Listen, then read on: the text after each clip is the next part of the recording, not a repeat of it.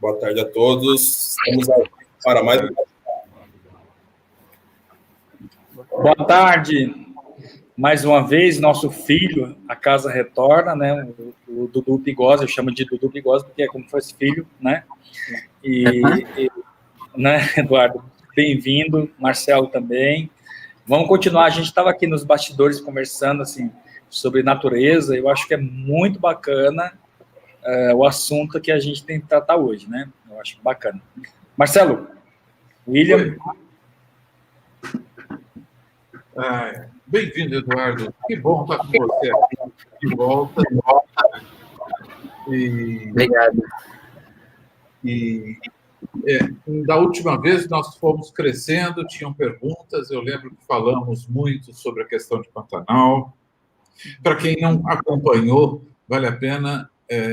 Eduardo é biólogo, trabalha com recuperação de animais, né? De toda a espécie. Toda espécie.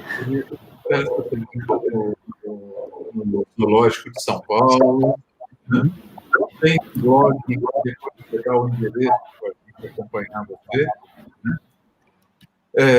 E a gente teve, no final, bastante perguntas, né, que a gente nem teve tempo de responder.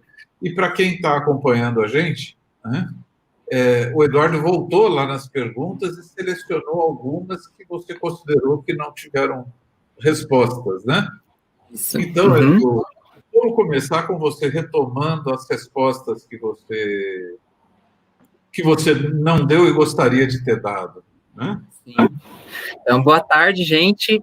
Essas perguntas, né, que eu selecionei, elas foram... Eu vou utilizar como uma forma de resgatar os principais pontos que a gente abordou na live anterior e vou usar também como gancho para dar início à live de hoje, aos assuntos da live de hoje, tá?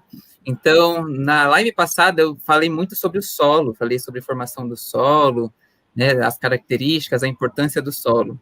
E aí eu percebi que gerou alguma dúvida com base no solo da Amazônia, né? Porque a Amazônia tem uma diversidade imensa de árvores, e como que é o solo de lá? Bom, apesar da diversidade gigante de plantas que existe na Amazônia, o solo da Amazônia é pobre em nutrientes. Ele é úmido, porém ele é pobre em nutrientes. Então, o que acontece? Quando chega a matéria orgânica nova no solo, né, algum animal morre, alguma árvore cai, ela se decompõe muito rápido. E aí, esses nutrientes já são rapidamente absorvidos pelas raízes das plantas. Então, as plantas, elas competem muito ferozmente entre si, né? Os nutrientes do solo são tão rapidamente absorvidos que ele acaba ficando pobre, né? As plantas, elas competem muito entre elas, então esse solo, ele realmente tem poucos nutrientes, né? Os nutrientes que chegam lá novos já são rapidamente incorporados às plantas.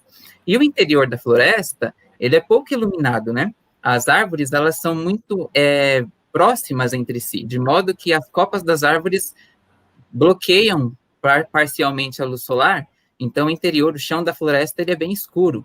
É por isso que na Amazônia também existem muitas espécies de plantas que a gente chama de plantas epífitas, como é o caso das orquídeas e das bromélias, que se desenvolvem no alto das árvores, justamente porque lá bate sol. Então, elas precisam de sol. Se elas estivessem no chão, elas não conseguiriam se desenvolver porque o chão é escuro, tá? E isso faz também com que o solo seja pouco fértil, digamos assim, tá bom? Então, as raízes das árvores lá, elas precisam ser muito, muito equipadas para o rápido aprisionamento dos nutrientes, para que nada se perca, ok? E eu falei também que a importância da Amazônia, a principal importância dela é climática, né? Sem a Amazônia, nós seríamos deserto aqui, onde a gente vive, por tendência natural. Só que com a presença da Amazônia, né, a região sul, sudeste e centro-oeste do Brasil tem uma grande cobertura vegetal. Aí existe a pergunta também, mas e o oxigênio, né? Embora a principal fonte de oxigênio que a gente usa na respiração venha do mar, né, das algas marinhas, retirar uma floresta é um impacto imenso, né? Quando você corta uma árvore, você já diminui o oxigênio naquele ambiente. Imagina tirar uma floresta inteira, né? Então, o clima seria o principal afetado, mas o oxigênio também perderia espaço na nossa atmosfera, no nosso ar. Eduardo, uma pergunta, como leigo, né? Adoro fazer pergunta para você, sabe? Né? Adoro. E, assim, você falando da Amazônia, por exemplo, de uma planta, eu escutei, não sei se é fake news, porque agora a gente tem muita fake news, agora a gente pode falar de fake news, né? Antes a gente não podia falar, achava que era tudo certo, né? Então, por exemplo, tem uma planta dentro de casa, o pessoal dizia assim, você tem uma planta no quarto, ela vai roubar o seu oxigênio, não sei o quê, vai te intoxicar. É mentira? É verdade? O que você diz? Não, ter plantas dentro de casa não tem problema nenhum. Até porque, assim, né, como eu falei na live anterior, durante o dia, as plantas fazem fotossíntese, né? Elas absorvem o gás carbônico do ar e liberam oxigênio. E a gente respira e o nosso processo é completamente oposto. A gente retira o oxigênio do ar e devolve gás carbônico, né? No caso das plantas, elas retiram gás carbônico e devolvem oxigênio. Só que elas fazem isso só durante o dia, porque a fotossíntese precisa da luz solar, né? À noite, as plantas respiram igual a gente. Mas, assim, ter uma planta dentro de casa não tem problema nenhum, porque, assim, tem pessoas que moram em 4, 5 pessoas dentro de casa. Então, se fosse assim, a pessoa deveria morar sozinha, né? Porque as outras pessoas também estão tirando o oxigênio de casa. Então, não tem problema nenhum. Marcelo, o microfone está desligado. Eu já tenho um monte de perguntas aqui, mas aproveitando essa pergunta do Padre Glênio, nas maternidades, que é muito comum levar flores para a mãe que teve o bebê, etc., as maternidades orientam que deixem as flores e os vasos para fora do quarto, né? Isso tem algum motivo? Tem. Porque muitas pessoas podem ter reações alérgicas por conta do perfume das pétalas da flor, ou então por conta do pólen. Tem muitas pessoas que têm alergia a pólen, né? O pólen, ele é muito levinho, então qualquer corrente de ar já carrega ele. Se entrar nas nossas... então, se entrar no nariz, assim, né? Muitas pessoas têm são muito hipersensíveis, então entra nas nossas mucosas do nariz, da boca, aí a pessoa pode ter uma reação alérgica. Então, para evitar isso... Oi. Eu fico muito alérgico. Bem, eu sou alérgico a um monte de coisa, fico muito alérgico o tempo todo. Mas sou muito alérgico a lírio, por exemplo. Eu acho que o perfume do lírio, né? Adoro. São José é o senhor dos lírios, né? Mas São José, me perdoe, mas eu sou alérgico. Flores brancas, né? Tem muito perfume. Eu queria dar um depoimento, Eduardo. Eu trabalhei na floresta amazônica e trabalhei numa mineração que a gente, assim, ele pegava por faixa, tirava o minério e depois recompunha e refazia a floresta. Acho que é a única empresa que consegue fazer uma floresta tropical, né? Bem, não é verdade. Dom Pedro fez. Oi? Não, Atlântica. Dom Pedro fez floresta atlântica, não tropical. Atlântica. Agora, era um processo de mais de 5 anos, isso que você falou, né? Começa com gramíneas, com arbustinhos, até plantar as árvores grandes, as árvores aéreas, porque são essas que alimentam o solo, né? Que se não tiver essas que se decompõem muito rapidamente, o risco de desertificar a região é muito grande, né? Inclusive, isso em ecologia é chamado de sucessão ecológica, né? Então, começam com os líquens, né? Aquelas manchinhas nos troncos das árvores, nas rochas, que a gente pensa que é doença, mas não é doença. As pessoas, inclusive, até jogam tinta nas árvores, achando que estão protegendo contra doenças, mas não são, né? Os líquens, eles são muito importantes justamente para arrumar o ambiente, digamos assim, né? Os líquens, as gramíneas, essas vegetações mais rasteiras. Então, conforme o tempo vai passando, o ambiente vai ficando mais propício para o desenvolvimento de organismos mais complexos. Então, como regra, as árvores começam a colonizar o local, depois que a vegetação já está bem instalada, vêm os animais também. Então, isso tudo é um processo de sucessão ecológica. Tá? Isso tudo que você falou. Ok? Agora, tem a outra pergunta de floresta amazônica, que eu sempre ouvi dizer que as plantas Quando estão crescendo, elas retêm o CO2, o gás carbônico, que é o grande problema. Então, assim, abater uma árvore e transformar em móvel, em porta, você continua com o CO2 aprisionado. O grande problema são as queimadas, porque daí você libera para a natureza todo o CO2 que estava preso nas árvores. É isso mesmo? Sim, as queimadas, elas liberam o CO2, né, que estava aprisionado nas madeiras, mas mesmo o abatimento da árvore, quando você corta a árvore, você não libera esse CO2, mas você tira uma árvore, é uma árvore a menos para aprisionar o CO2, né, o gás carbônico. E reflorestando, o CO2 fica aprisionado. Isso, pode ficar assim. Uhum. Legal. Outra dúvida que surgiu aqui, lá na live anterior, foram de resinas vegetais. Eu lembro que teve uma pergunta sobre resinas vegetais que atuam na germinação de sementes. Bom, existem várias sementes, né, e cada uma tem um jeito específico de germinar, né? Tem sementes que germinam no solo úmido, outras no solo seco, outras na presença de luz, outras sem a presença de luz, tá? As resinas que são liberadas das árvores, elas ainda não se sabe exatamente qual é a função delas, acredita-se que seja de defesa, tá? Por meio de defesa. Tanto é que é muito comum encontrar insetos fossilizados nas resinas, né? Que, por exemplo, o âmbar é um tipo de resina, onde a gente encontra bastante animais fossilizados. O látex também é um tipo de resina. O látex que vem da seringueira, que é a matéria-prima para a produção da borracha, também é um tipo de resina, tá? Então, essas resinas, elas provavelmente atuam na defesa da planta. Quando a planta sofre um ferimento, libera ali uma resina e pode envolver algum tipo de micro-organismo, de inseto que estiver ali ao redor, para ele não infectar o corpo da planta, tá? As resinas, elas realmente são inflamáveis, mas elas são liberadas em pouca quantidade, de modo que elas não interferem muito na produção de incêndios.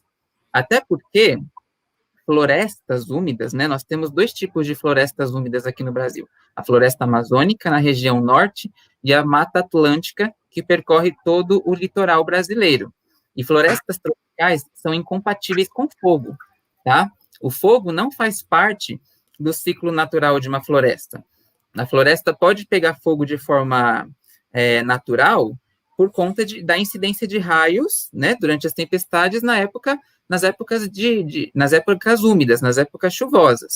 Mas o incêndio em florestas, ele é acidental, ele não é comum, ele pode acontecer, mas não é comum. É diferente, por exemplo, do que ocorre nas savanas, tá? Aqui no Brasil nós temos o Cerrado, na região centro-oeste do Brasil, e nós temos o Pantanal também, que é uma planície, uma savana. Tem a parte de savana e tem a parte mais alta, de planalto, de vegetação mais densa, tá?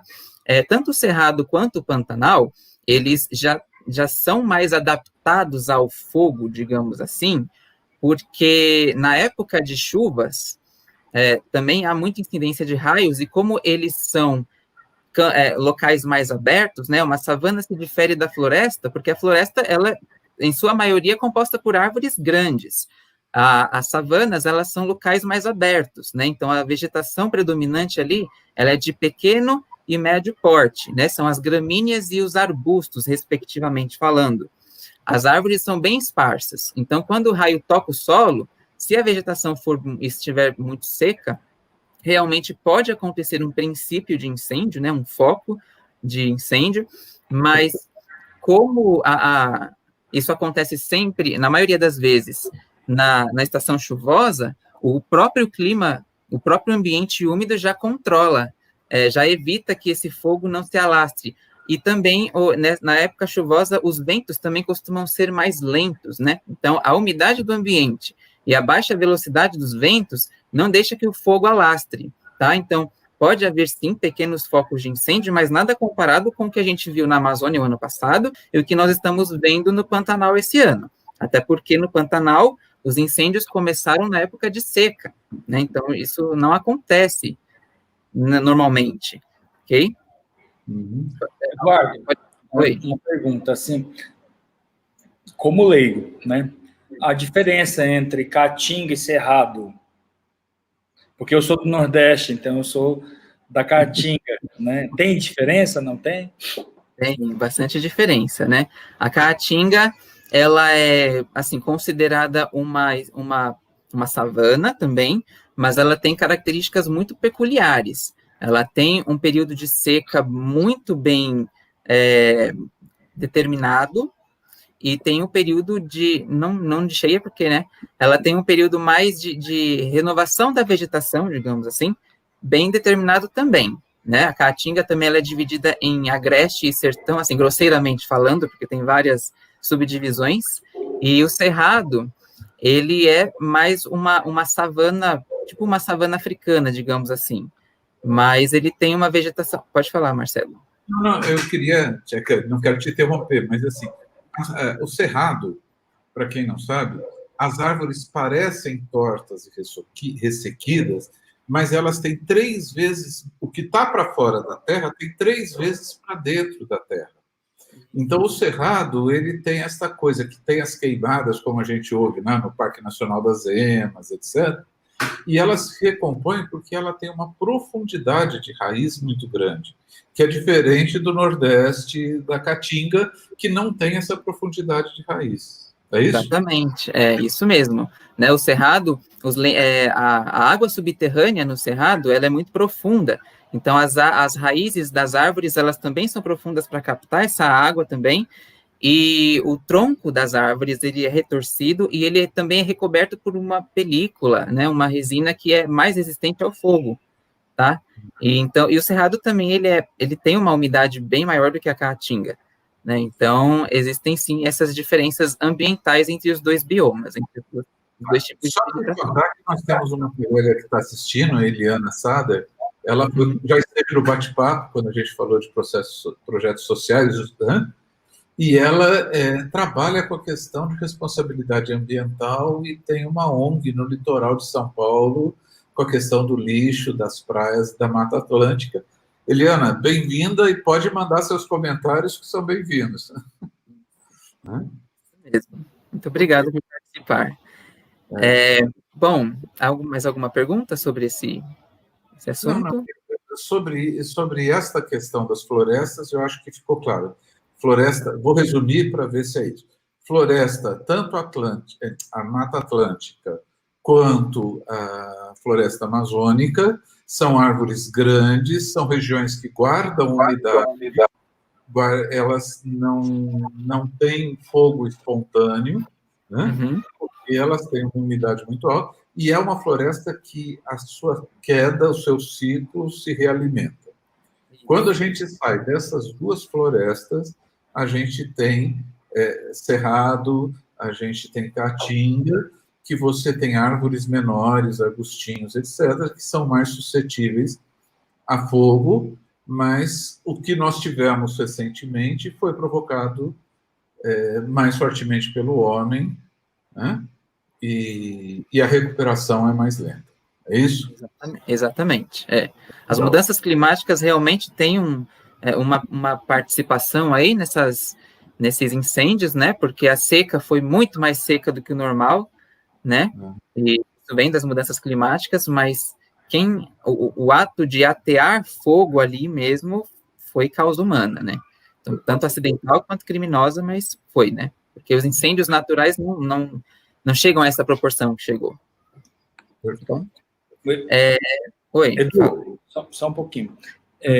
Acho muito importante o assunto que você tocou, né? Eu acho que você, como especialista e como biólogo, e é muito importante dizer isso, né? Dizer assim, não são causas naturais. Então, acho que você poderia especificar um pouquinho, ou seja, que a gente não está pegando no pé de ninguém, né? A gente não está puxando sardinha de governo ou de partido, ou daquilo, aquilo outro. A gente está falando de uma questão que é óbvia, científica, né? A gente está falando de uma questão científica. Então, eu acho muito importante você puxar esse assunto daquilo que é natural e daquilo que não é natural. Ou seja, biologicamente, cientificamente falando, o que é natural e o que não é natural nesses incêndios. Você já tocou isso nesse assunto anteriormente, mas eu acho que seria bom especificar. Tá. Uhum. Então, por exemplo, os casos de incêndios naturais, as causas de incêndios naturais, elas acontecem por conta das tempestades elétricas, né? Quando chove, o raio atinge o solo, né? Se a vegetação estiver muito seca, pode acontecer um princípio de incêndio. Mas lembrando que essas tempestades, né? Esses incêndios naturais, eles ocorrem principalmente, né? Em épocas de chuvas, né, em épocas de cheias. Então, a própria vegetação úmida do ambiente não deixa que o fogo se espalhe. E também não deixa que o fogo se espalhe, tá bom? Agora, algumas causas provocadas de incêndios o ateamento de fogo, por exemplo, para limpeza do ambiente, para fazer o pasto, para plantar, né, os cultivos de espécies de interesse, como a soja, o milho, a cana-de-açúcar. Então, aproveitando esse gancho dessa pergunta, eu também já queria tocar na questão da agropecuária, que eu levantei na live anterior, e falar de agropecuária agora é uma situação muito complicada, porque, assim, a agropecuária, ela tem sido muito questionada pelo fato de utilizar o manejo do fogo para limpeza do ambiente, para formação do pasto para o gado, ou então para plantação de soja, que vai servir para o alimento para o gado, tá? Então, assim, principalmente nesse tempo de pandemia, a agropecuária, ela foi o setor que mais se manteve estável, né? Então, assim, vamos aos pontos. A agropecuária é uma atividade que impacta o meio ambiente? Sim, impacta muito, porque tem que desmatar, tem que queimar, tá? O meio ambiente, as áreas ali florestadas para fazer o pasto. Ela impacta, isso é fato. Só que a agropecuária, ela é importante para a nossa economia atualmente? Sim, ela é. Tanto é que nesse período de pandemia foi o setor que mais se manteve estável. A nossa economia não está boa, mas se não fosse o setor da agropecuária, a gente estaria ainda pior, tá? Então, isso também é um fato. Mas, assim, a agropecuária, ela não é a principal atividade econômica, a atividade econômica mais lucrativa do nosso país. Ela foi transformada na atividade econômica mais lucrativa do nosso país, porque nós temos outras atividades que têm um potencial maior, que poderiam gerar mais lucros. E isso inclui, por exemplo, o ecoturismo, que eu também citei lá na live anterior, né? Se o ecoturismo fosse mais implantado, fosse incentivado, fosse mais divulgado no nosso país, aliado com a redução do consumo de carne, a gente poderia, sim, ter uma economia mais estável sem agredir tanto o meio ambiente. Então, a crítica que se faz para a agropecuária nesse momento não é ao pequeno pecuarista que está lá no Pantanal criando as cabeças de gado dele, as poucas cabeças de gado dele, porque ele também está sofrendo com os incêndios, né? Ele também perdeu terreno, ele também perdeu gado, ele também está perdendo a subsistência dele.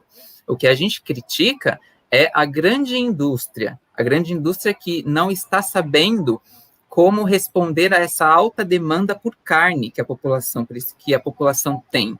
E a gente também critica esse consumo excessivo de carne, né? As coisas só estão acontecendo desse jeito porque existe um consumo muito excessivo de carne, tá? Então, é necessário que essas duas coisas sejam bem alinhadas. A redução do consumo da carne, também tem a reutilização, né? Deveria reutilizar também as áreas que já temos matadas, porque nós já temos muitas, tá? Né? Ao longo de todos esses anos, essas áreas já podem ser, sim, podem ser reativadas, não precisa desmatar mais, tá bom? Então, e aliando isso com a educação ambiental, com o ecoturismo, a gente consegue, sim, se desenvolver sem agredir tanto o meio ambiente como a gente faz, ok?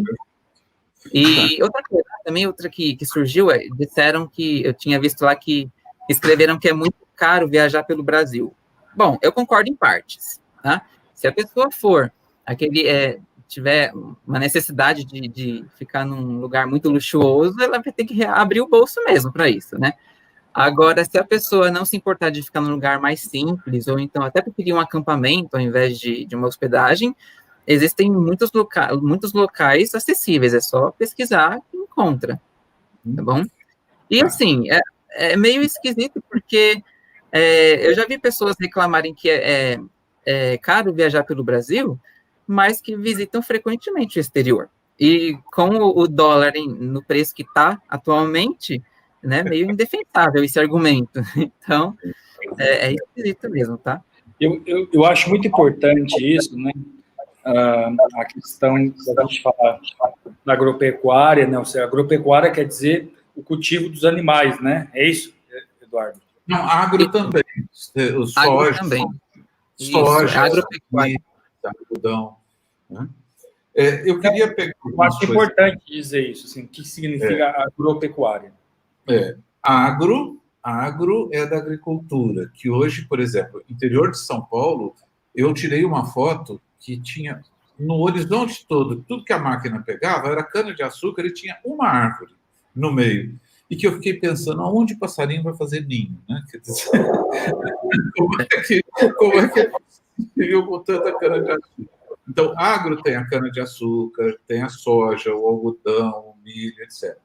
A pecuária, que a gente sempre pensa no boi, e na reunião passada até se discutiu um pouco nisso, o que se demanda de área para pasto, de água para pasto, o que se consome para produzir 1 quilo de carne é assustador. Que até teve uma pessoa que perguntou que uma contribuição que a gente pode fazer para o meio ambiente é consumir menos carne ou virar vegetariano. Eu queria só dizer o seguinte, o pessoal está elogiando muito a volta do tema, Eduardo. Olha, você está ficando famosinho aqui. Né? Eu queria só vou eu responder, né? O Lucas perguntou de uma coisa. Não é a Cris, é a mãe dele. É a mãe dele. Como é que é?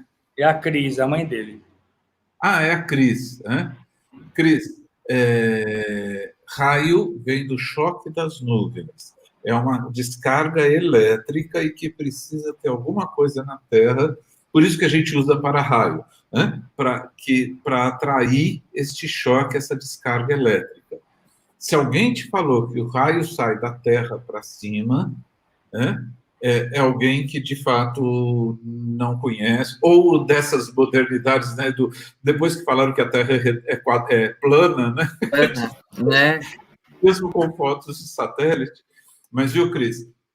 Descarga elétrica é choque de nuvem. Por isso que o Eduardo falou que o raio e o incêndio é provocado normalmente em época de chuva, e isso impede muitas vezes que o incêndio prolifere.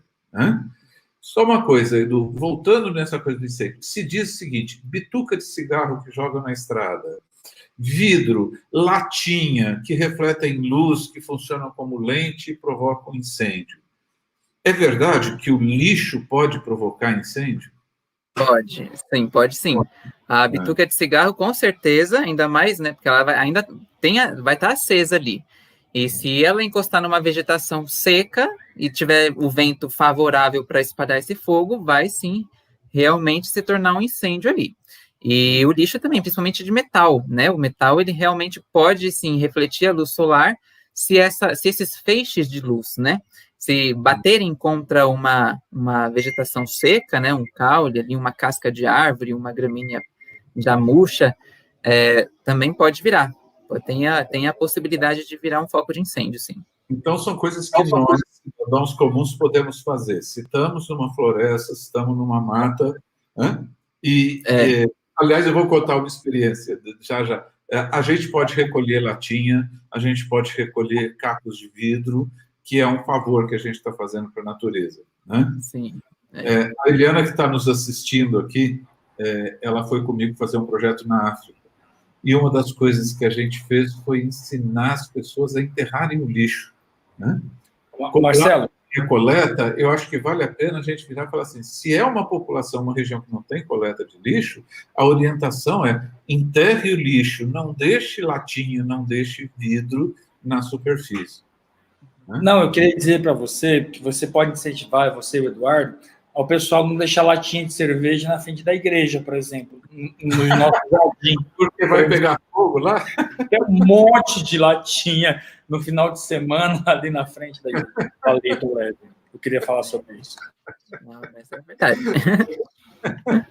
Legal, Eduardo.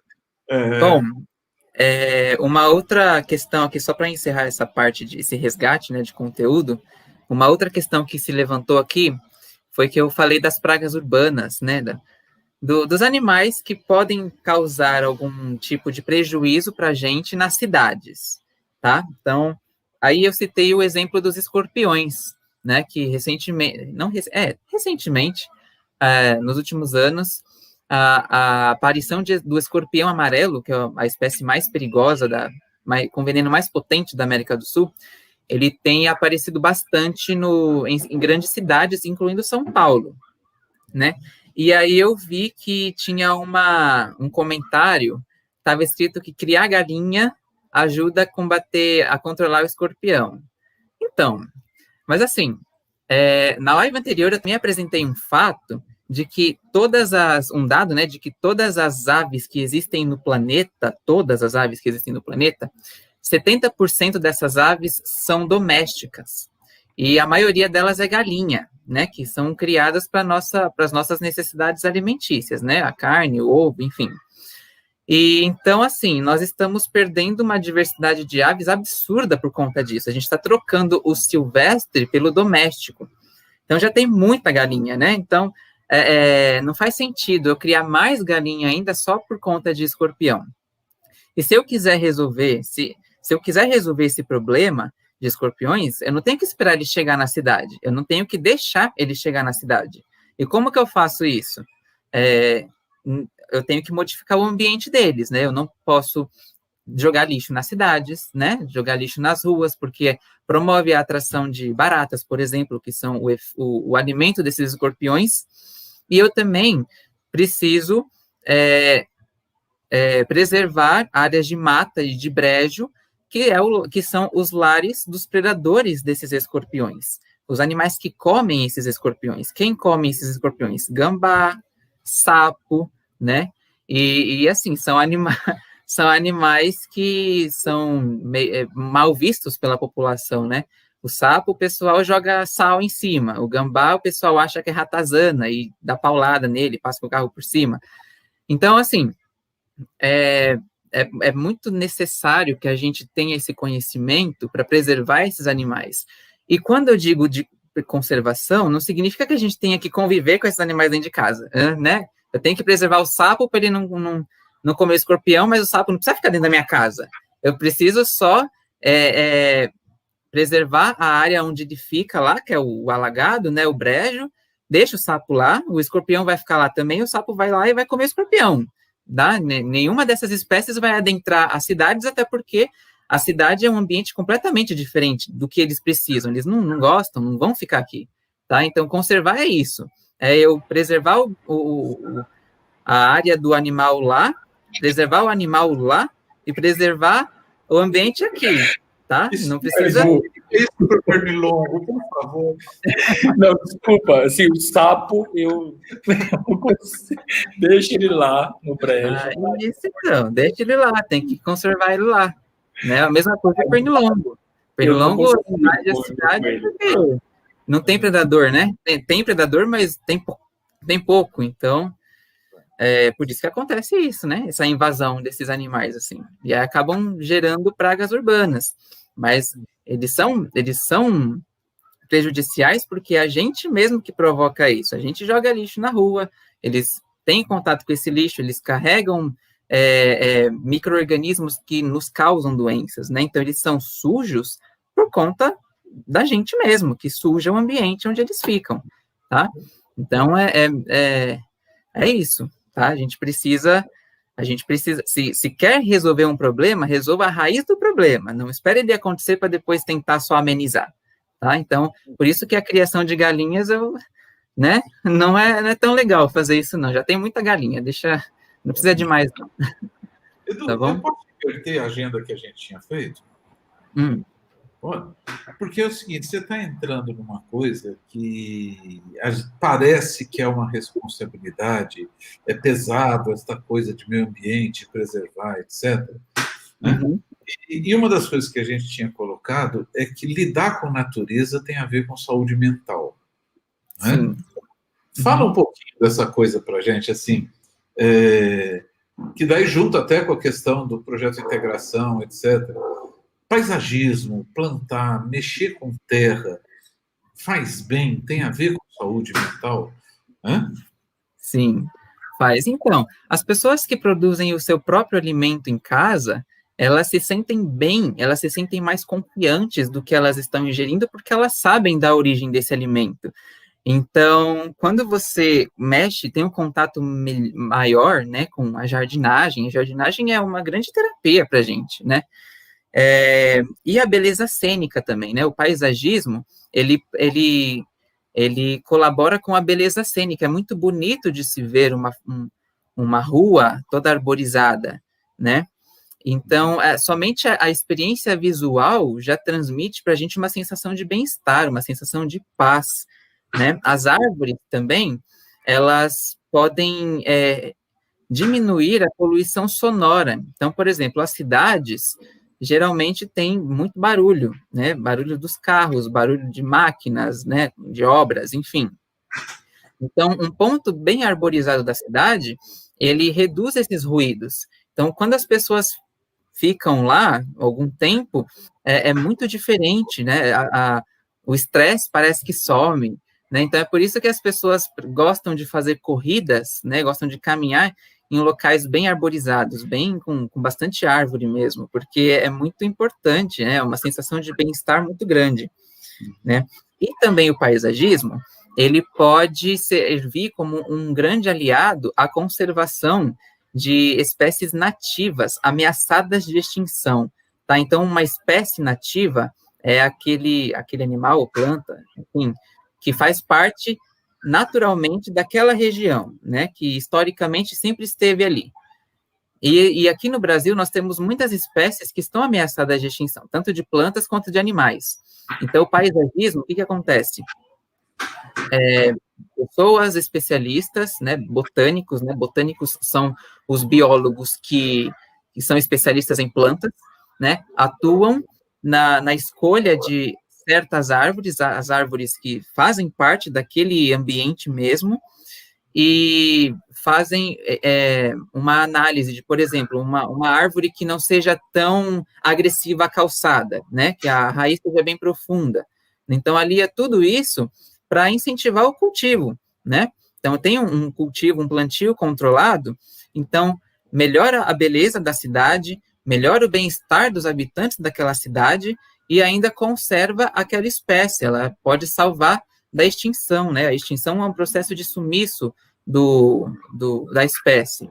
Então, muitas espécies são ameaçadas por conta de muitas atividades que a gente faz que são prejudiciais. Então, o paisagismo também pode atuar nesse sentido, de conservar as espécies, né? Então, é tudo interligado, a saúde mental, a conservação das espécies, a sensação de bem-estar, ok? Eu posso fazer uma sacanagem agora com você? Primeiro, as donas de casa e as famílias, elas reclamam muito. Tem árvore em frente de casa, cai folha, fica não sei o quê, tem sujeira. Né? E eu tenho procurado aqui na nossa região comprar uma composteira. E eu não acho. Né? E hoje a gente estava discutindo no Conselho Paroquial o que a gente poderia fazer, né? Para ajudar. Eu queria convidar você, eu topo, e a gente conseguir outras pessoas, para a gente fabricar composteiras a baixo custo para as pessoas terem em casa. Você topa? Sim, com certeza. A gente Em casa, que tá. Dona Carla, juntou folha na sua frente, põe na composteira, vira tudo. Eu acho... Gente, explica o que é composteira, porque eu, por exemplo, não sei o que é. Vai lá, Edu, conta para ele que é uma coisa que a gente pode fazer em casa e é um serviço para a natureza, né? Sim, exatamente. Bom, eu vou usar aqui com um exemplo que eu tenho em casa, né? Eu consegui, né? Meu meu avô, ele conseguiu algumas caixas de isopor, né? E o isopor, ele é um material bem poluente no meio ambiente. Então, eu não queria descartar assim, né? E aí, o que eu fiz? Eram caixas mesmo de isopor, e eu comecei a utilizar como composteira, né? A composteira é quando você deposita os restos de vegetais, por exemplo, né? Os restos orgânicos que você produz na sua casa, você utiliza, sei lá, Saladas, frutas, verduras, exatamente.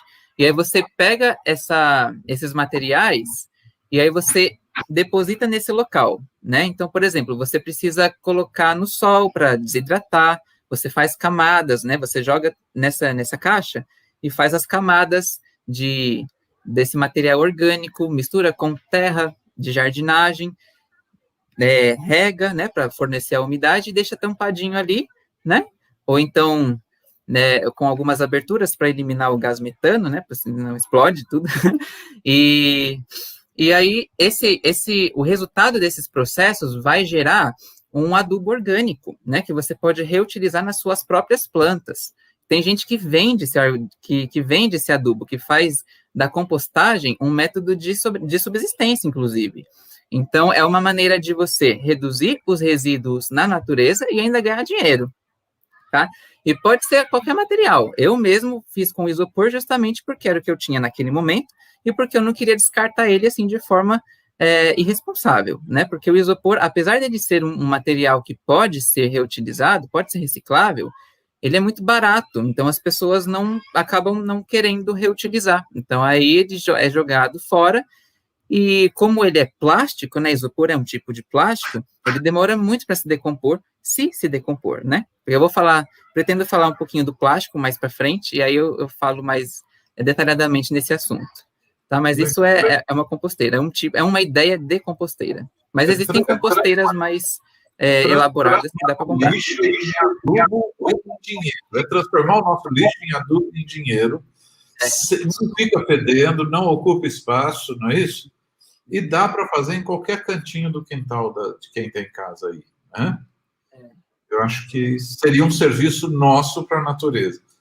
Isso mesmo. Legal. Tá? Bom, aí falando agora de alguns conteúdos que eu já separei para hoje, né? Eu queria tocar num assunto aqui sobre o petróleo, né? O petróleo, ele é uma matéria-prima da natureza, a gente utiliza bastante, só que o uso dele tem provocado muita polêmica, né? Desde sempre, praticamente.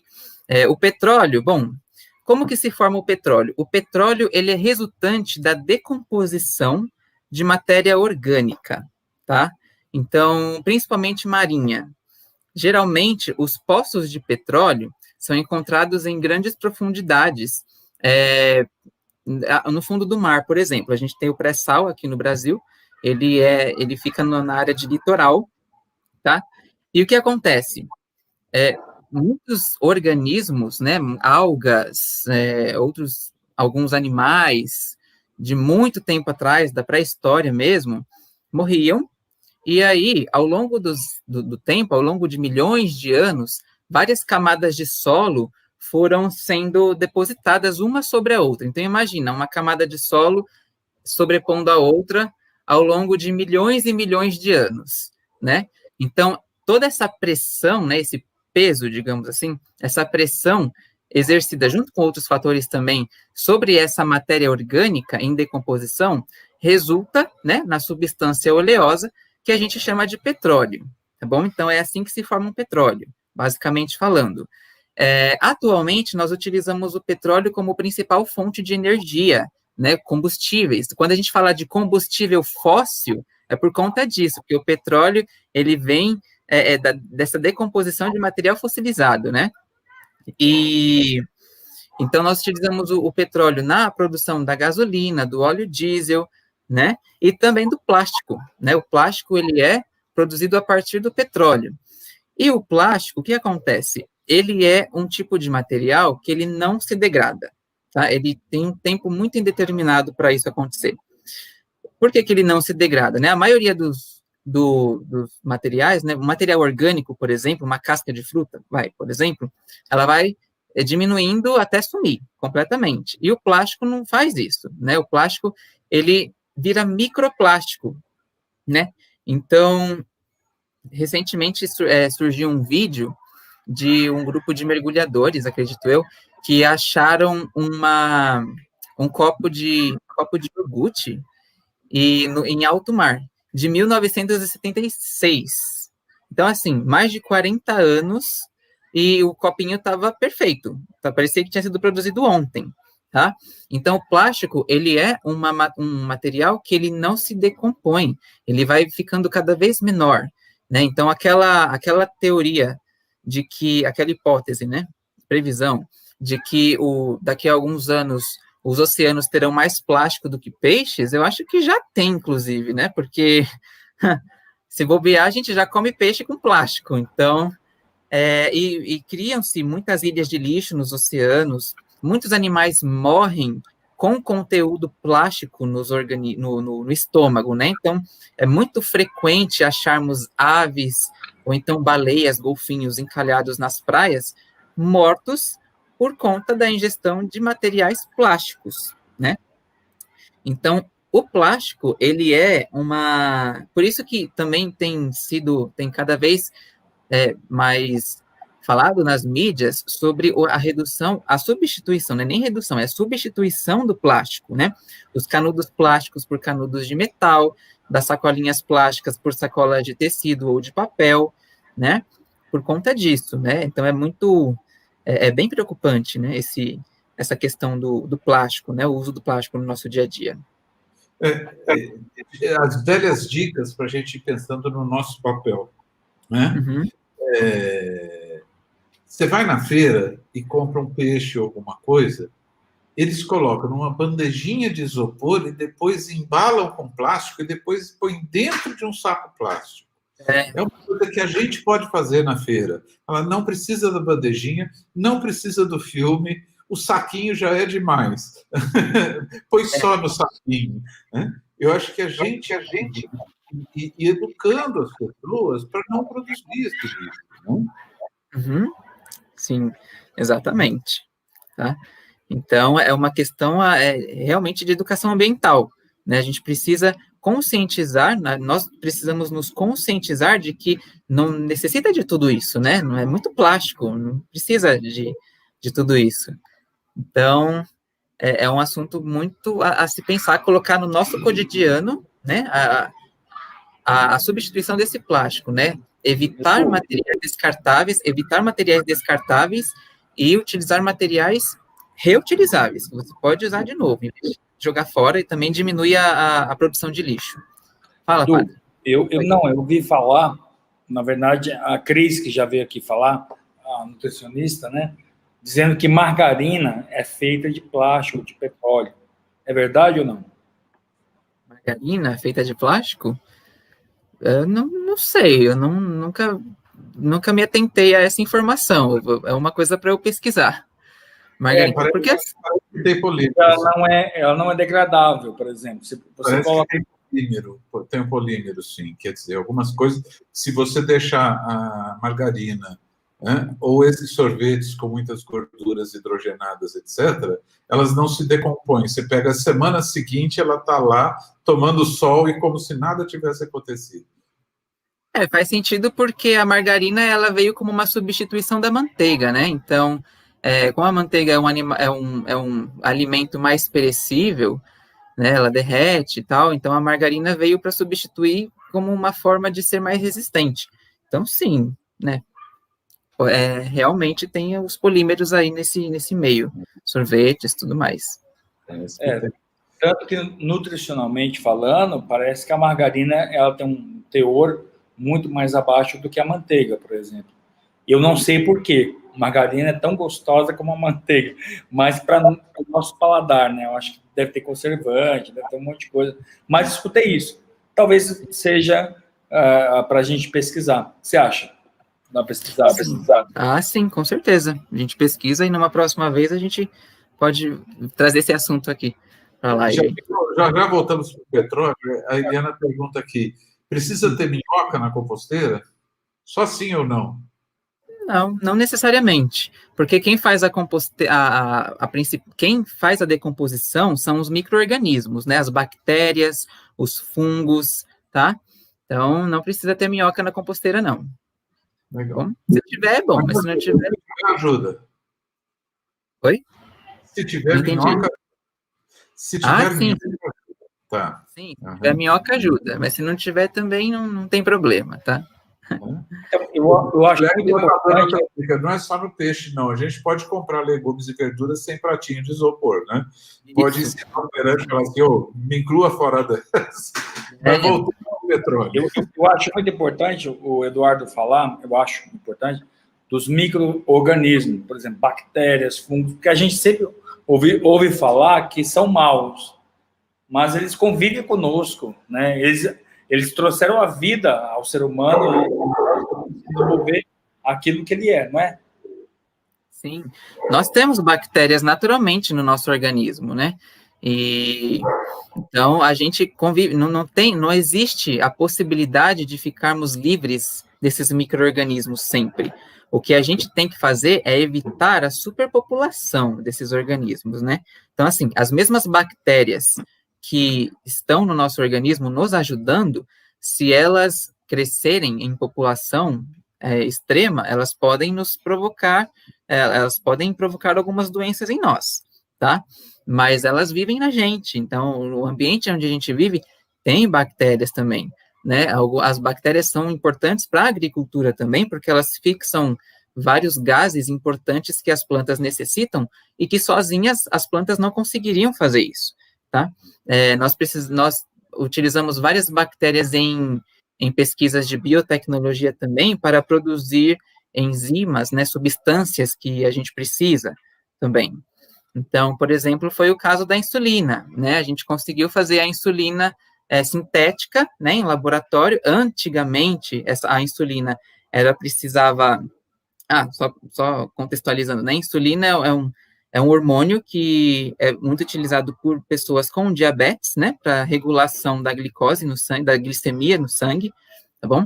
E antigamente a insulina, ela era retirada de porcos, então nem todo mundo tinha acesso à insulina, era muito caro, né? E aí, por conta disso, né, muitas pesquisas foram feitas nos laboratórios e hoje a gente consegue produzir insulina, tá? Com a ajuda de bactérias também. Então, elas são muito importantes também. Existem as bactérias patogênicas, né? As que são as que provocam doenças, mas também existem as bactérias que são boas para a gente, tá bom? Então, e felizmente, poucas bactérias são prejudiciais, tá? A maioria é benéfica ou então é indiferente, né? Faz os processos delas na natureza. Tá bom? Eu acho que o Marcelo podia puxar esse assunto da simbiose, né? Eu acho que, Marcelo, simbiose, não é? Os organismos vivem juntos, convivem. Eu acho que é uma questão que eu vi outro dia no jornal, dizendo o seguinte, que o vírus, ele precisa do humano, do hospedeiro, né? Então, de repente, esse vírus está se adaptando para viver uma simbiose, como a gripe, como outros vírus, não? Então, na verdade, é que simbiose é um termo que a gente utiliza para descrever uma relação que é benéfica para ambos os envolvidos, né? Ambos os envolvidos. No caso do vírus, não é uma simbiose, seria mais um parasitismo, digamos assim, né? Porque o vírus, ele vai se beneficiar, mas o hospedeiro, né, que é a pessoa que ele está infectando, vai ser prejudicada, tá bom? Então, aí, no caso, não seria uma simbiose. Mas, sim, os vírus, eles têm uma alta chance de sofrerem mutações, tá bom? E é por isso também que anualmente existe a campanha da vacinação da gripe, né? Porque a cada ano o vírus ele pode sofrer uma mutação. Então, o vírus que causava a gripe no ano passado já é diferente do vírus que causou a gripe esse ano, tá? Então, é por isso que todo ano os grupos de risco, principalmente as pessoas de grupo de risco, idosos, né, pessoas com doenças respiratórias, precisam tomar a vacina para se proteger, tá? Porque o vírus, ele sofre mutação. Bom, agora nós vamos entrar no assunto, Edu, que acho que eles vão pedir natureza mais 5 edições do nosso bate-papo, né? Mas tudo bem, eles podem pedir, a gente aguenta. Né? Eu quero mais 6. Mais 6. Edu, eu acho que é muito importante isso, porque assim, nós estamos vivendo já há algum tempo com vírus que estão aí. HIV, que veio do macaco, tivemos o ebola na África, que dizem que veio dos animais, H1N1, que veio dos animais, nós temos agora o Covid, que veio dos animais pela ingestão. Estamos ouvindo notícias aterradoras de que tem um novo vírus surgindo na Bolívia, que também vem dos animais. E no nosso bate-papo com a enfermeira, com a Solange, ela diz justamente isso. Nós, seres humanos, não temos defesas para vírus que vêm dos animais. Né? E hoje nós estamos falando de vacina, e é um assunto que vai mexer com você. Eu não sei como abordar isso, mas fala um pouquinho para a gente. Como é esse negócio? Vem dos animais? É pela ingestão? É pela convivência? Por que o ser humano não resiste aos vírus que vêm dos animais? Como é que está essa briga das vacinas? Você tem 8 horas para responder, à vontade. Tá. Então, os vírus, né? Os vírus, eles podem ser adquiridos por meio de um contato, eles são adquiridos por conta de uma exploração indevida da natureza, né? Então, contato com animais, né? Até mesmo derretimento das geleiras, né? Existem muitas pesquisas que existem vírus inativados nas geleiras, nas calotas polares, e que se essas geleiras derreterem e esses vírus entrarem de novo à circulação, muitas outras pandemias podem ocorrer. Tá bom? No caso da Covid-19, existe uma hipótese de que o vírus tenha sido espalhado por conta do consumo da carne de morcegos e de uma espécie de animal chamada pangolim. Né? O pangolim, deixa eu tentar, eu podia ter pego uma imagem dele, né? Mas enfim, o pangolim, ele é como se fosse um tamanduá-bandeira cheio de escamas, tá? O William pode pesquisar lá e colocar no ar para a gente uma imagem. Por favor. Né? Pangolim. Isso, pangolim. O pangolim, ele é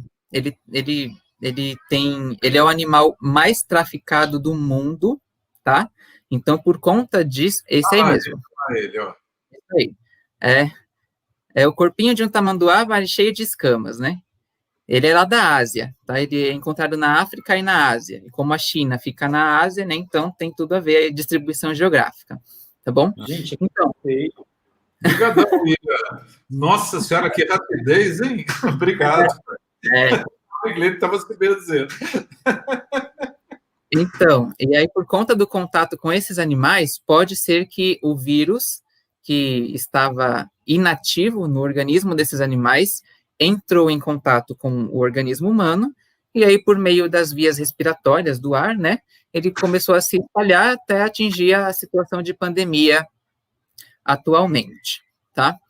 E como que faz para... E por que existem alguns vírus que a gente já consegue controlar por meio de vacina e tem outros que a gente não consegue controlar?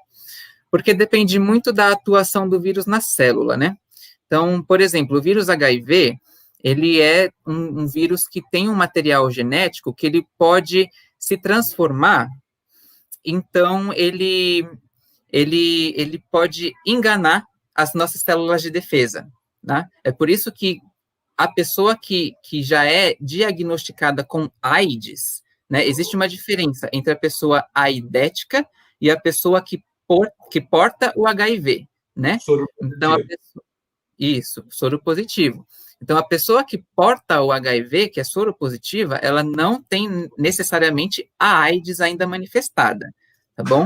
Então, o vírus pode permanecer em circulação no nosso corpo por muito tempo. Ele pode, inclusive, nem ser transmissível, às vezes. Tem gente jovem aí que aprendeu a falar de AIDS, né?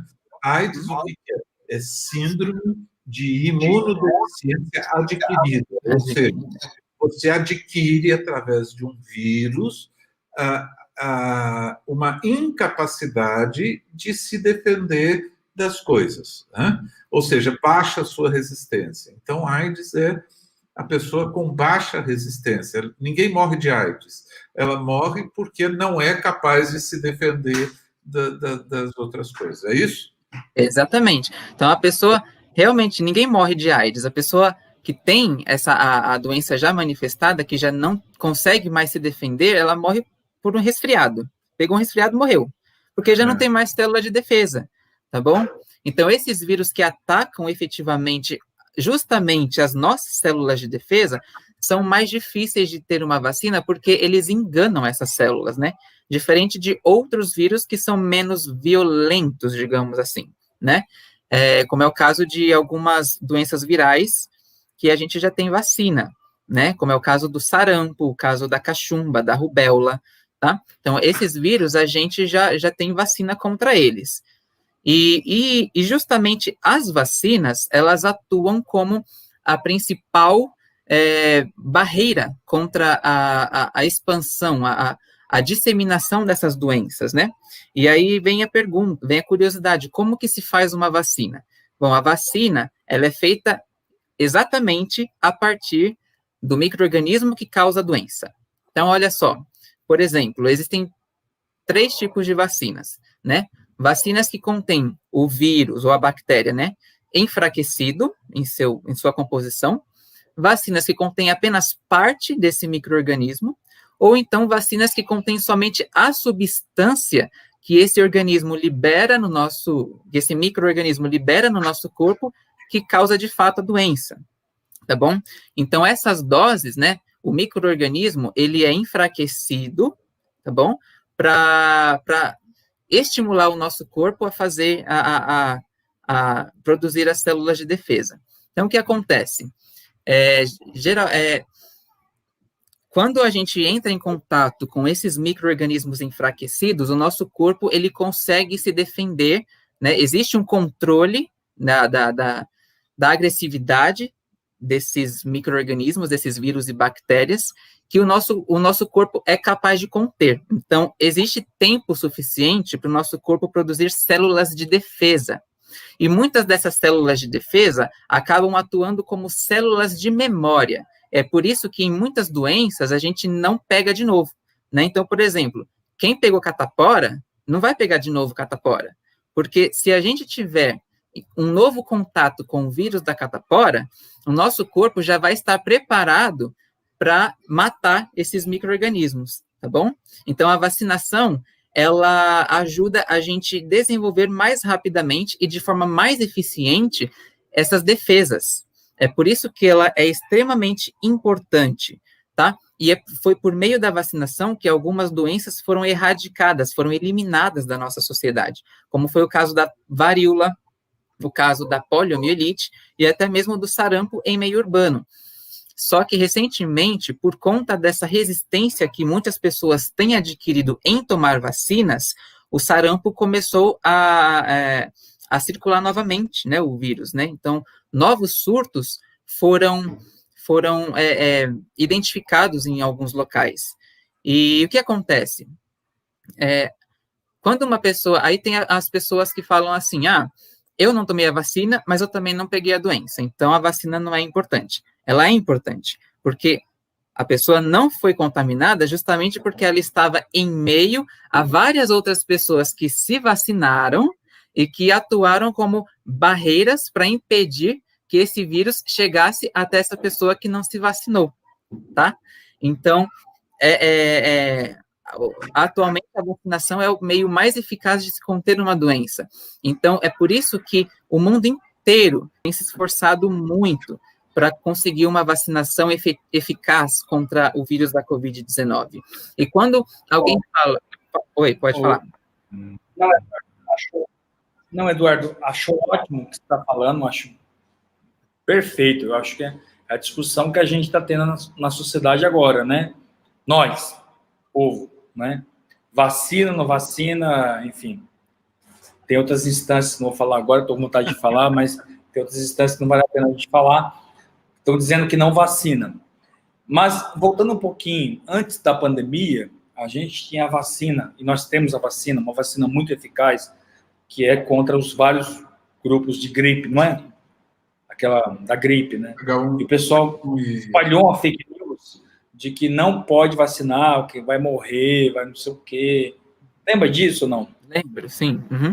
Lembro que, inclusive, surgiu até a notícia de que vacina estava causando autismo nas pessoas, né? E não é verdade, tá? Isso são teorias da conspiração, isso não tem nada a ver uma coisa com a outra. Nós temos uma amiga que eu gostaria que você conhecesse, que ela foi da saúde pública há muito tempo, coordenou campanhas, uma das criadoras do SUS, que é uma pessoa muito querida, né? E ela explicando, por exemplo, por que a Sabin das gotinhas funcionou tanto, né? Eu acho muito bonito explicar, eu não sei explicar como ela explica, né? É que a hora que você imuniza uma criança, principalmente em regiões que tem palafitas, esgoto a céu aberto, etc., o anticorpo de quem tomou a vacina também vai para o esgoto. Então, ela ajuda a sanitizar o bairro, ela ajuda a sanitizar a região, né? Então, a gente não pode ter essa ilusão de que uma vacina tem a ver comigo. Eu acho que a responsabilidade da gente é assim, a hora que eu me imunizo, a hora que eu uso máscara, a hora que eu limpo as minhas mãos, eu estou fazendo um ato social. Eu estou preservando a espécie, né? Eu acho que é legal a gente olhar e falar assim, a gente fica falando de ambiente, de serviço da natureza, nós também somos serviço da natureza. A gente pode fazer essas coisas pelo ambiente que a gente vive. Exatamente, né? Hábitos de higiene pessoal são serviços da natureza que são exercidos por nós e também são responsabilidades sociais que a gente tem, tá? Então, quando a gente fala de vacinação, né, nesse caso da Covid-19, que muitas pessoas estão falando que não tem obrigação de se vacinar, realmente você não tem obrigação de se vacinar, né? É voluntário, você vai lá se você quiser. Porém, você tem que ter em mente que você está sendo irresponsável se você se nega a tomar essa vacina, porque você pode ser um agente transmissor desse vírus, né? A doença, a gente já cansou de ver vários exemplos de que a Covid-19, ela ainda é uma doença muito desconhecida, porque no início da pandemia nós estabelecemos grupos de riscos, né? Só que a gente descobriu que não tem grupo de risco, né? Porque muitas pessoas que são aparentemente saudáveis morreram. E pessoas que estavam incluídas no grupo de risco conseguiram sobreviver, né? Inclusive passaram pela doença e nem sentiram nada, foram assintomáticas. Então, é uma doença extremamente ainda desconhecida, tá? Os efeitos dela no corpo humano, pelo menos. Então, a vacinação é a única forma, por enquanto, da gente parar com isso, né? Da gente dar um basta nessa pandemia. Então, é uma questão de responsabilidade social se vacinar, sim. Como eu disse, você não é obrigado a nada, mas tenha em mente de que você está sendo extremamente irresponsável se recusando a se vacinar. Sabe? Infelizmente, tem que falar assim diretamente, com todas as letras, porque não tem como amenizar uma situação dessa. É uma questão de saúde pública, né? Você está se protegendo, está protegendo a sua família, está protegendo as pessoas ao seu redor, a sua sociedade, porque ninguém vive isolado, todo mundo vive em sociedade. Então, o que você faz de maneira individual reflete na outra pessoa também. Eu acho muito bacana você puxar esse assunto, Eduardo, porque, assim, eu estou sendo um padre que estou antecipando aquilo que vai acontecer daqui a pouco, né? O pessoal está me criticando um pouco, assim, padre, voltou a fechar a igreja, não sei o quê, não sei o quê. Não é que eu voltei a fechar a igreja. É o seguinte, o nosso governo mentiu para nós. Não é? A gente sabia que a pandemia estava aí. Tá. Esse é um ponto. Segundo, então, quando você pede para a pessoa usar máscara, para a pessoa não vir à igreja porque está dispensada, é uma questão de comunidade, ok? É uma questão de você estar junto, né? Não é uma questão individual. Uhum. Exatamente. Talvez a resistência que muitas pessoas encontram em se vacinar é por conta da vigilância, né, dos efeitos colaterais que uma vacina pode causar. Realmente, isso pode acontecer. Como eu falei anteriormente, a vacina ela é feita a partir do próprio micro-organismo que causa a doença. Sim, podem ter efeitos colaterais, né?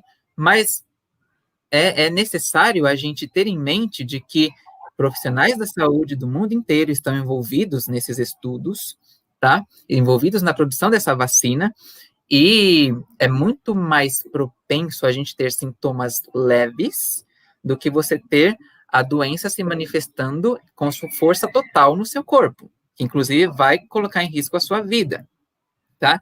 Então, efeitos colaterais existem em todas as vacinas, em todas, tá? Qualquer vacina que a gente toma, a gente está propenso a ter um sintoma aqui, outro ali, né? Um sintoma mais leve seria uma forma mais branda da doença, que não é transmissível, né? Inclusive, tem que pontuar isso. São sintomas da doença, mas que você não transmite essa doença, né? Justamente porque o seu organismo já está agindo para eliminar esse micro-organismo do seu corpo, tá bom?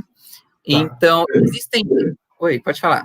Completo pensamento, eu já estou com a ideia aqui. Fala. Não, é que tem o Lucas, a Cris pergunta, né? Você está falando de vírus, etc. É uma pergunta que já veio há algum tempo, né? Mas ela fala assim, por exemplo, febre amarela, né? E ela associa muito febre amarela com a questão das matas, que a gente tinha falado no início do bate-papo hoje. Então, para esclarecer, tem a ver com perda de mata, febre amarela está extinta, não está extinta, é de origem animal. Fala um pouquinho da febre amarela para a gente. Tá. Uhum. Bom, a febre amarela, ela é uma doença provocada pela picada de mosquitos, tá bom? Do gênero Sabetes e Haemococcus. E assim, existem dois gêneros de mosquitos, né? Mosquitos, quando eu falo, são pernilongos ou muriçocas, tá? Porque tem gente que confunde mosquito com mosca. Mas o que eu tô falando... Ordem doutorzinho. Isso, exatamente. É o pernilonguinho ali, tá? Então, é uma doença transmitida pela picada de pernilongos específicos, tá? Não é qualquer pernilongo. E isso em meio rural, tá bom? Nas cidades, a febre amarela, ela também pode ser transmitida pelo mesmo mosquito que transmite a dengue, tá? Então, esse mosquito aí, ele é o manda-chuva do mercado, né? Porque tem 4 doenças que ele transmite que a gente conhece. Com ele a concorrência é desleal, tá? Então, assim, a febre amarela, então, ela é transmitida pela picada de mosquitos, tá? Tanto em área rural quanto em área urbana. A contaminação urbana, ela foi erradicada por conta da vacinação, tá? Agora, ainda existe, sim, contaminação em área rural, por conta desses mosquitos, tá? A gente não pode eliminar os mosquitos da face da terra, porque eles fazem parte da cadeia alimentar, né? Eles são presas de muitos animais, então não dá. A gente pode evitar a presença deles, mas eliminar não rola, tá bom? Então, não tem como. E assim, a febre amarela... Não é o macaco que as pessoas perguntam, é o macaco que transmite? Não, o macaco morre de febre amarela, quem transmite é o mosquito. Isso, inclusive os macacos, eles ajudam a gente a localizar o foco da doença, tá? Então, um lugar onde os macacos estão morrendo de febre amarela, porque assim, o mosquito, ele pica a gente e pica o macaco também. Ele transmite, os mosquitos transmitem a doença para a gente e também transmitem a doença para os macacos. E os macacos, eles têm uma sensibilidade muito maior ao vírus da febre amarela do que o ser humano, tá bom? Então, um local onde tem muita mortalidade de macacos já nos orienta, nos avisa de que aquele local é um foco de febre amarela. Então, é um local que merece mais atenção, tá? Então, naquele surto de febre amarela que a gente teve em 2018, muita gente estava matando macaco achando que era o macaco que estava transmitindo, mas não é. E outra coisa, matar animais silvestres é crime, tá? É crime ambiental. Então, tomem cuidado com isso, não façam isso, pelo amor de Deus, tá bom? Mas é assim que funciona a febre amarela, tá? Esse é o método de transmissão, não é pelo macaco, o macaco é nosso aliado, ele avisa pra gente, eles nos mostram onde que esse foco está, tá bom? Edu, eu acho que nós vamos ter que fazer a temporada 3.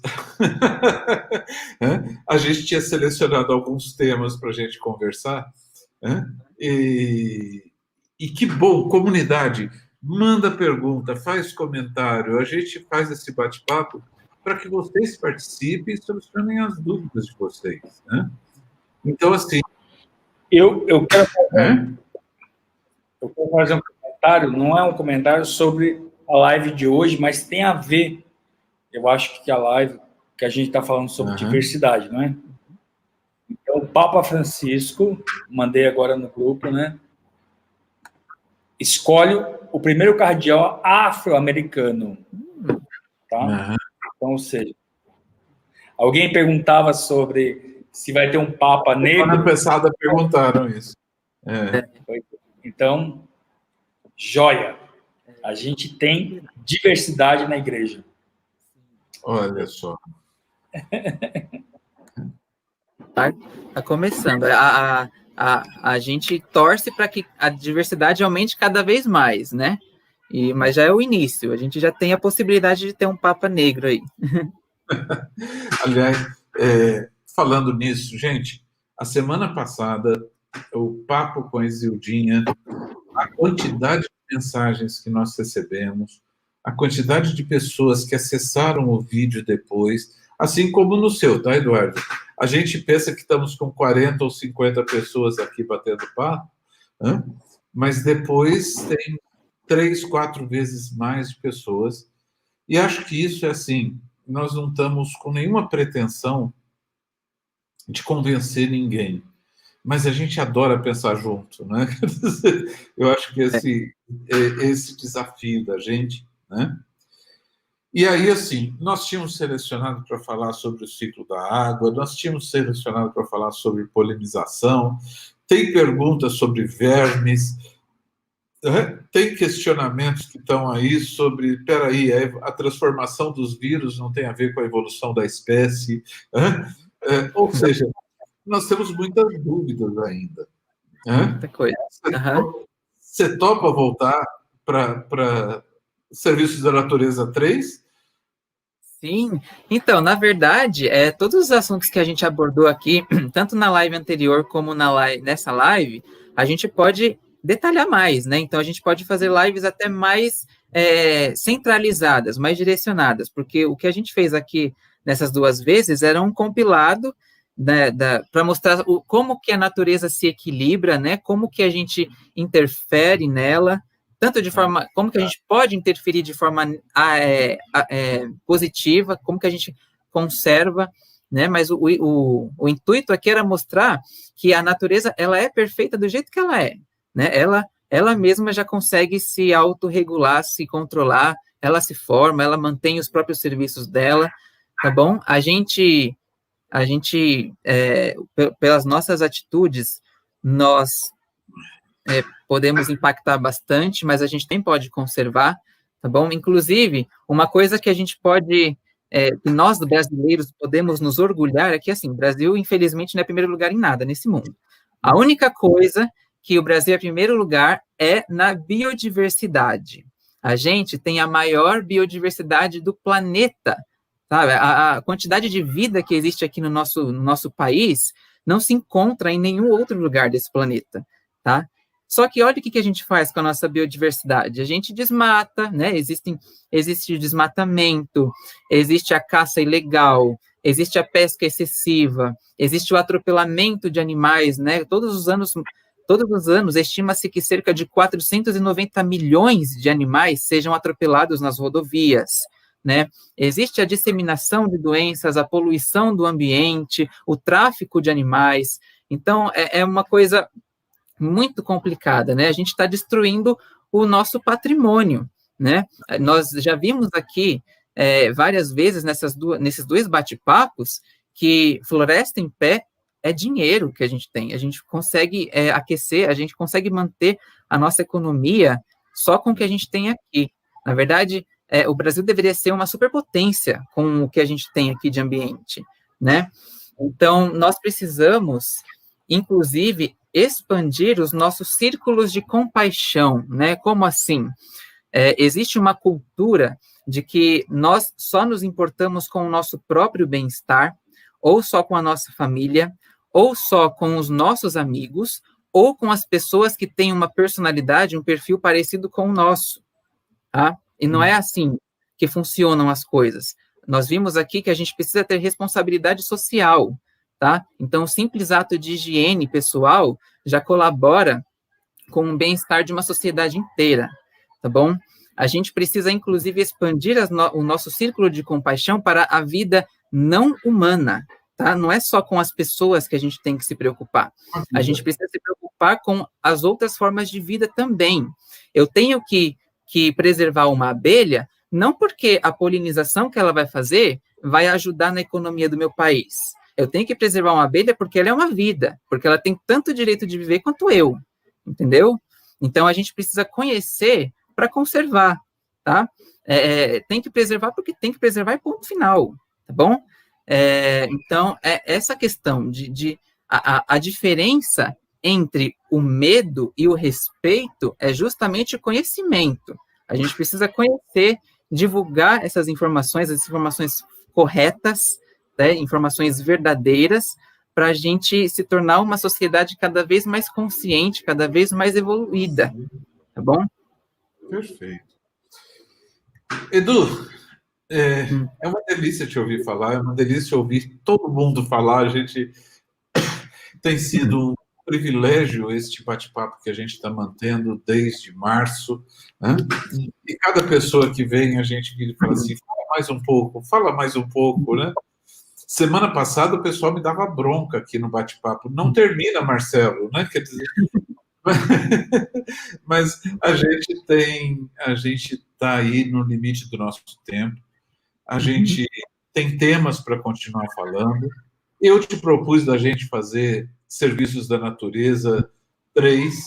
O William entrou aí. O William está na fila para conversar com a gente, né, William? Que a gente quer conversar sobre empreendedorismo. Tem muita gente que está diante do desemprego, pensando em abro negócio, não abro negócio, como é que eu faço para existir, poder comercializar, né? O William pode ajudar a gente, né? E cá entre nós, eu estou aqui perdido, né? Quer dizer, o pessoal quer Isildinha de volta, quer o Eduardo Dalino de volta, quer o doutor Eduardo de volta, quer a Solange falando de saúde. Bom que a gente tem conseguido trazer pessoas e que a comunidade apoia e quer continuar conversando. É a nossa maior meta, né, Padre Glenn? É manter esse papo, é poder ter um espaço para as pessoas fazerem perguntas e a gente poder refletir, né? Então, assim, e eu vamos fico planejar muito a terceira volta. William, vamos planejar o empreendedorismo. E aí, Padre, como é que está você? Já tem comentários?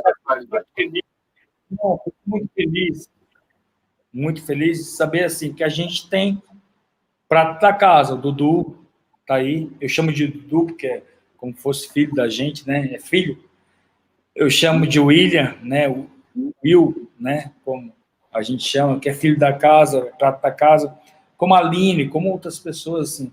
A gente pode conversar porque a gente pode chamar a hora que a gente puder e a gente quiser, estão aí disponíveis, né? É muito importante. Né?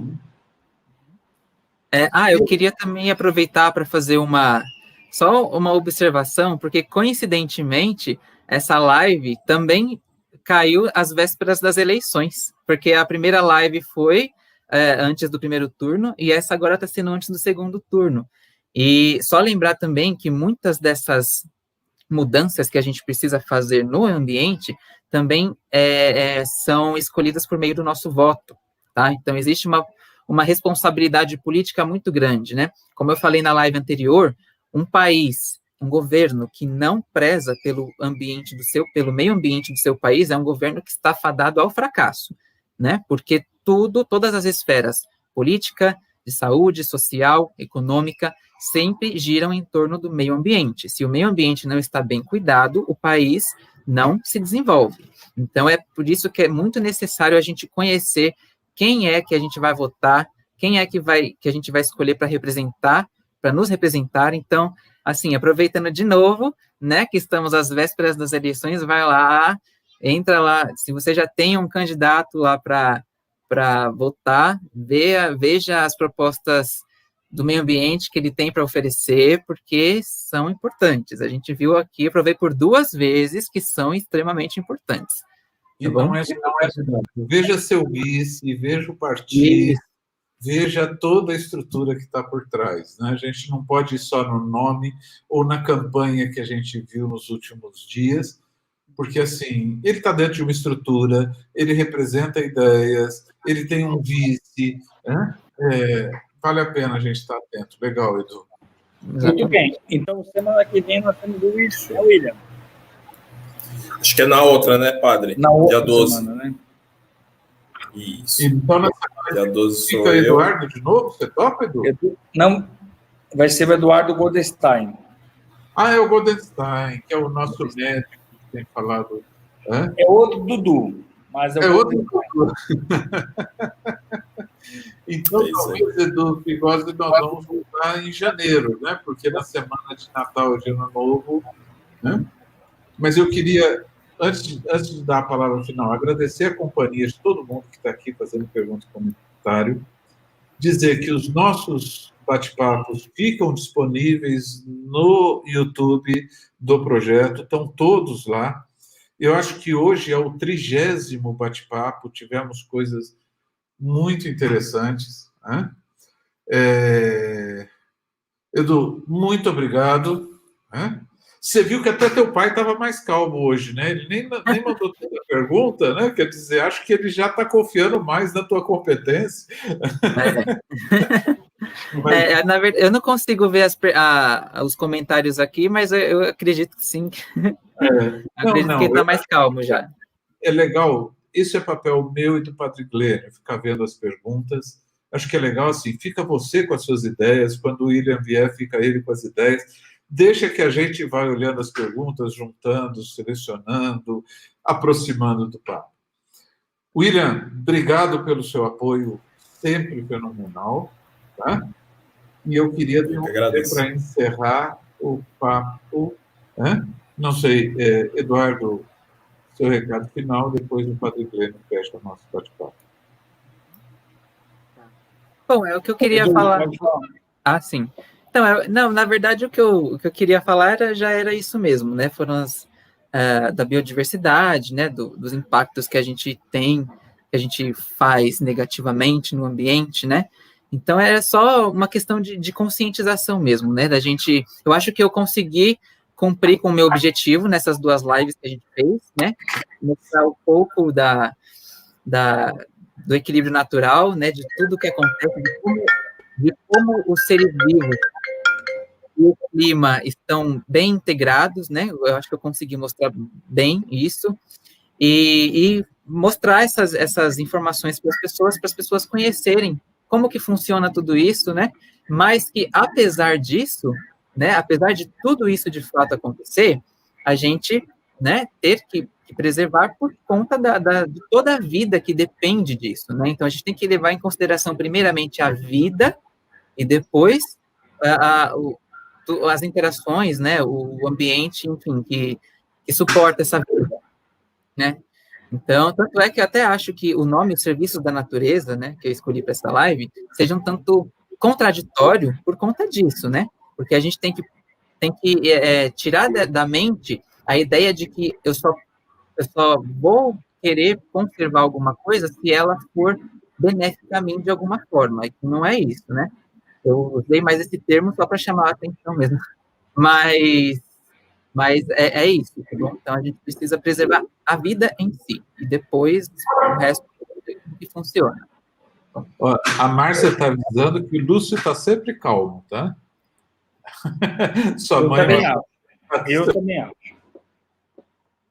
Está sempre calmo. E lembrando também do meu canal no Instagram, que é o canal Biosfera, eu já tinha mencionado ele anteriormente, tá? Então, eu e uma amiga minha, a Fernanda Monteiro, ela também é bióloga. Nós temos um canal no Instagram, chamado Canal Biosfera, onde a gente faz divulgação científica lá. Tá bom? Então, se tiver interesse... Eu acho muito importante, Eduardo, a gente dizer o que é biodiversidade, né? A gente fala diversidade hoje, mas é uma coisa que sempre existiu na vida humana, na vida do planeta, que é biodiversidade, não é? Biodiversidade é a diversidade de vida, né? Bio é vida, em grego. Então, e a diversidade são as várias formas de vida que a gente tem no nosso planeta. É muita coisa. E quando eu digo vida, eu estou incluindo desde as bactérias, que são os seres mais simples, que têm conhecimento, passando pelas algas, né, pelos protozoários, que são um outro tipo de micro-organismo um pouquinho mais complexo do que as bactérias, temos os fungos, temos as plantas, temos todos os animais, temos nós, que também somos animais, né?